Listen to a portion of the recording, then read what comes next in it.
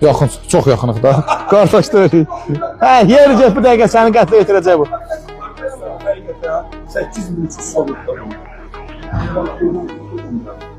8100'e gösterler diyor. 8000. Ben bayaklar bu olsun alasını. Geldi sanıyorum ben de kalmışım. Çıktı basar.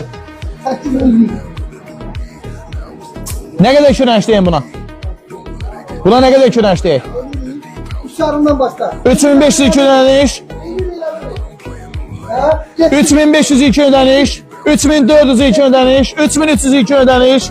3202 ödəniş. 3102 ödəniş. Hə, sənə görə nə kömək edirəm burada kişi. Bu da sənin minnətin. 3102 ödəniş. Səndən fərqli olaraq biz 2-də dayanmırıq. Ha, 3002 ödəniş. 2902 ödəniş. Yeri get indi buradan. Yeri get indi buradan. 2800. 200 manata görə satmıram, gəlməsin. Amma mən gör bu ürəyin sahibi 3002, 3005'dən birbaşa 2900'e dedim.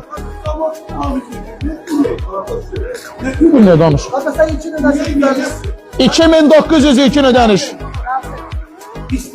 2802 ödəniş. 2702 ödəniş. 2602 ödəniş. 2502 ödəniş. Nə satırıq? Boyun da balacalı bir tut tutulu görüm kimsəsən. Əli kim salam? 2500'ü 400 verirəm mən. Sonra ilk ödəniş 2500. Samet deyəsən mindi maşına qaçdı.